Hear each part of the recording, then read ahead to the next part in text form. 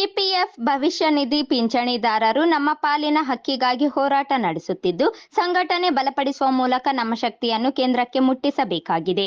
ಈಗಾಗಲೇ ಕೇಂದ್ರ ಹಣಕಾಸು ಸಚಿವರು ಭರವಸೆ ನೀಡಿದ್ದು, ಹೋರಾಟಕ್ಕೆ ಶಕ್ತಿ ಬಂದಿದೆ ಎಂದು ಎನ್ಎಸಿ ರಾಷ್ಟ್ರೀಯ ಸಂಯೋಜಕ ರಮಾಕಾಂತ್ ನರಗುಂದ ಹೇಳಿದರು. ನಗರದ ಕನ್ನಡ ಭವನದಲ್ಲಿ ಇಪಿಎಫ್ 95 ಭವಿಷ್ಯ ನಿಧಿ ನಿವೃತ್ತ ಪಿಂಚಣಿದಾರರ ಸಮನ್ವಯ ಸಮಿತಿ ವತಿಯಿಂದ ವಾರ್ಷಿಕ ಸರ್ವ ಸದಸ್ಯರ ಸಮಾವೇಶವನ್ನು ಉದ್ಘಾಟಿಸಿ ಮಾತನಾಡಿದರು. ಕೆಲಸಕ್ಕೆ ಸೇರಿದಾಗಿನಿಂದ ಸರ್ಕಾರ ಹಣ ಪಡೆಯುತ್ತಿದೆ. ಇದೀಗ ನಮ್ಮ ಪಾಲಿನ ಹಕ್ಕನ್ನು ಕೇಳುತ್ತಿದ್ದೇವೆ. ಸರ್ಕಾರ ನಿರ್ಲಕ್ಷ್ಯ ವಹಿಸುತ್ತಾ ಬಂದಿದೆ ಎಂದರು. ಕಳೆದ 4 ರಿಂದ 5 ವರ್ಷಗಳಿಂದ ನಮ್ಮ ಪಿಂಚಣಿಗಾಗಿ ಹೋರಾಟ ನಡೆಸುತ್ತಿದ್ದೇವೆ. ರಾಜ್ಯ ಸರ್ಕಾರಕ್ಕೂ ಮನವಿ ಸಲ್ಲಿಸಲಾಗಿದೆ ಹಾಗೂ ಕೇಂದ್ರ ಸಚಿವೆ ನಿರ್ಮಲಾ ಸೀತಾರಾಮ್ ಸೇರಿ ಕೇಂದ್ರ ಸಚಿವರಿಗೆ ಮನವಿ ಸಲ್ಲಿಸಿದ್ದು, ಹಣಕಾಸು ಸಚಿವರು ಭರವಸೆ ನೀಡಿದ್ದಾರೆ.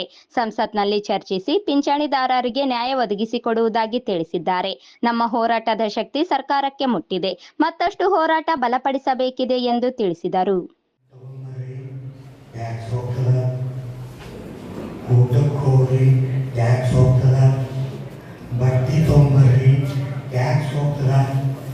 ಇಷ್ಟೆಲ್ಲ ಟ್ಯಾಕ್ಸ್ ಕಟ್ಟಿದ ಮೇಲೆ ನಮಗೆ ಕರ್ನಾಟಕ ಸರ್ಕಾರ ಪೆನ್ಷನ್ ಕೊಡ್ತಾ ಇಲ್ಲ. ನಾವು ಯಾಕೆ ಹೇಳ್ತಾ ಇದ್ದೀವಿ ಅಂದರೆ, ಕೇರಳ, ತೆಲಂಗಾಣ, ಆಂಧ್ರ ಪ್ರದೇಶ, ಹರಿಯಾಣ ಕೆಲವು ರಾಜ್ಯಗಳಲ್ಲಿ ಯಾರ್ಯಾರು EPS 95 ಪೆನ್ಷನ್ದಾರರಿದ್ದಾರೋ ಅವರಿಗೆ ಕೂಡ 2 ರಿಂದ 3 ಸಾವಿರ ಪೆನ್ಷನ್ ಕೊಡ್ತಾ ಇದ್ದಾರೆ.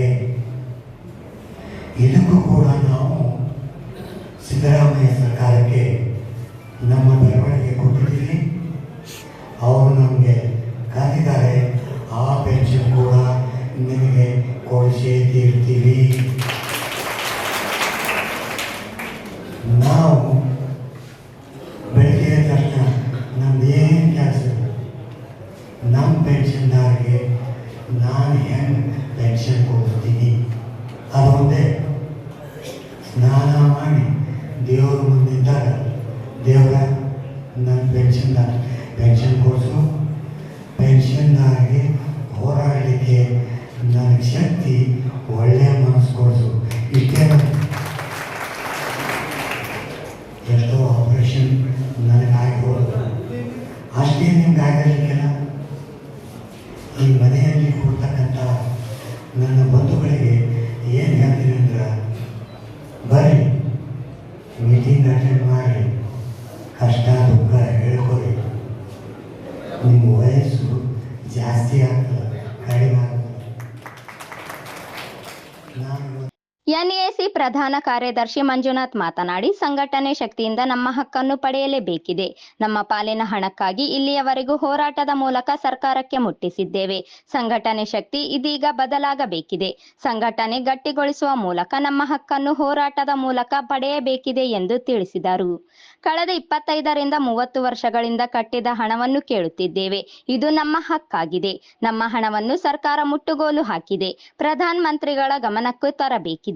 ಇಪಿಎಫ್ 95 ಪಿಂಚಣಿ ನೀಡುವ ಅಧಿಕಾರಿಗಳ ನಿರ್ಲಕ್ಷ್ಯದಿಂದಾಗಿ ನಮ್ಮ ಪಿಂಚಣಿ ನೀಡುತ್ತಿಲ್ಲ.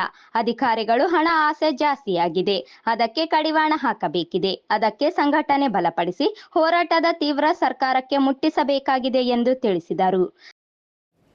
ನಿಮಗೆಲ್ಲರೂ ತಿಳಿದಿರೋ ವಿಷಯ, 74, 78 ಇಷ್ಟು ಲಕ್ಷ ಜನಗಳಿವೆ. ಅದನ್ನ ನಾವು ಯಾವ್ದಾರ ಒಂದು ಕಾರ್ಯಕ್ರಮ ಮಾಡಿದಾಗ, ಯಾವ್ದಾರ ಒಂದು ಮಂತ್ರಿ ಮನೆಗೆ ಹೋಗ್ಯೋ ಅಥವಾ ಯಾವ್ದಾರ ಒಂದು ಸರ್ಕಾರಕ್ಕೆ ಮಾಡಬೇಕಾದ್ರೂ ಅಲ್ಲಿ ಹಿಂದೆ ತಿರುಗಿ ನೋಡಿದಾಗ ಕೆಲವೊಂದು ಸಾವಿರ ಜನಗಳು ಮಾತ್ರ ಇರ್ತವೆ. ಇದು ಬದಲಾಗಬೇಕು.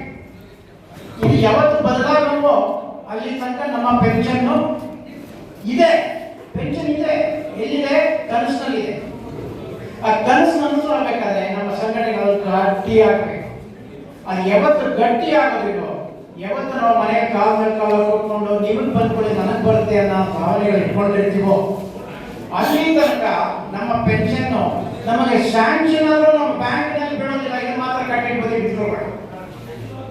ಆದ್ರಿಂದ ನಾನು ಒಂದೇ ಎಲ್ಲರಿಗೂ ಇಲ್ಲಿ ಬಂದಿರೋ ಪ್ರತಿಯೊಬ್ಬರಿಗೂ ಕಳಕಳಿಯಿಂದ ಕೇಳ್ಕೊಳ್ಳೋದು,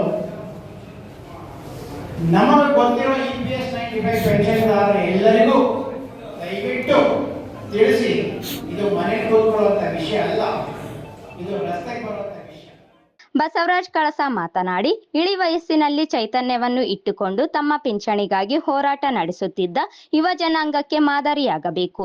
ಹೋರಾಟ ಶಕ್ತಿ ಹೆಚ್ಚಳವಾಗಬೇಕಿದೆ. ಸರ್ಕಾರ ಕೆಲ ತಪ್ಪುಗಳಿಂದ ಪಿಂಚಣಿಗಾಗಿ ಹೋರಾಟ ನಡೆಸಿದ್ದೀರಿ. ತಮ್ಮ ನ್ಯಾಯಯುತ ಹೋರಾಟಕ್ಕೆ ಬೆಂಬಲಿಸುವುದಾಗಿ ಹೇಳಿದರು. ಇಪಿಎಫ್ 95 ಪಿಂಚಣಿದಾರರು ಮಾನವೀಯ ದೃಷ್ಟಿಯಿಂದ ಪಿಂಚಣಿ ನೀಡಬೇಕಿದೆ.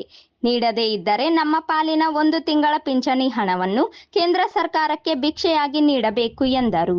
ಕೇಂದ್ರ ಸರ್ಕಾರ ಕೂಡಲೇ ಇಳಿ ವಯಸ್ಸಿನಲ್ಲಿ ಪಿಂಚಣಿದಾರರ ಹೋರಾಟಕ್ಕೂ ಬೆಲೆ ಕೊಟ್ಟು ಪಿಂಚಣಿ ನೀಡಬೇಕಾಗಿದೆ ಎಂದು ತಿಳಿಸಿದರು.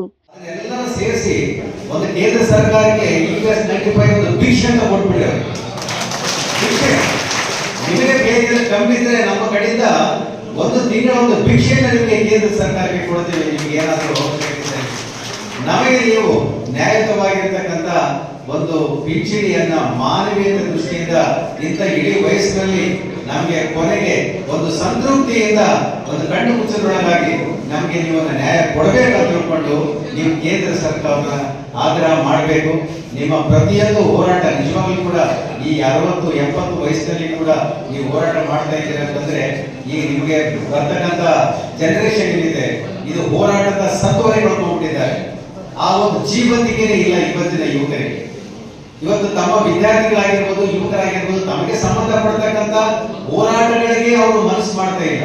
ಅಷ್ಟರ ಮಟ್ಟಿಗೆ ನಿಶ್ಚೇಜರಾಗಿರ್ತಕ್ಕಂಥ, ನಿರಾಸಕ್ತಿಯನ್ನು ಹೊಂದಿರತಕ್ಕಂಥ, ಯಾವಾಗಲೂ ಮೊಬೈಲಲ್ಲೇ ಕಾಲಹರಣ ಮಾಡಿ ತಮ್ಮ ಅಮೂಲ್ಯವಾಗಿರ್ತಕ್ಕಂಥ ಜೀವನವನ್ನ ಹಾಳು ಮಾಡಿಕೊಡ್ತಕ್ಕಂಥ ಸಂದರ್ಭದಲ್ಲಿ ಈ ನಿಮ್ಮ ಹೋರಾಟ, ಈ ನಿಮ್ಮ ಆ ಒಂದು ಶಕ್ತಿ ಅವರೆಲ್ಲರೂ ಕೂಡ ಒಂದು ಮಾದರಿ ಆಗಲಿ. ನಿಮ್ಮ ಪ್ರತಿ ಪ್ರಯತ್ನದಲ್ಲಿ, ಪ್ರತಿ ಹೋರಾಟದಲ್ಲಿ ಕೂಡ ನಮ್ಮ ಏಮ್ಸ್ ಹೋರಾಟ ಆ ಸಮಿತಿ ಜೊತೆಗಿರ್ತದೆ, ನಮಗೆ ಗೊತ್ತಿದೆ. ಈ ಸಂದರ್ಭದಲ್ಲಿ ಜಂಟಿ ಕಾರ್ಯದರ್ಶಿ ಸಂಗಪ್ಪ ಬೇರಾದರ, ಗೌರವಾಧ್ಯಕ್ಷ ವೀರಭದ್ರಯ್ಯ ಸ್ವಾಮಿ, ವೀರಭದ್ರಪ್ಪ ಅಂಬರಪೇಟೆ, ಅಧ್ಯಕ್ಷ ಸಿದ್ದನಗೌಡ, ಮಹದೇವಪ್ಪ ಸೇರಿ ಅನೇಕರಿದ್ದರು.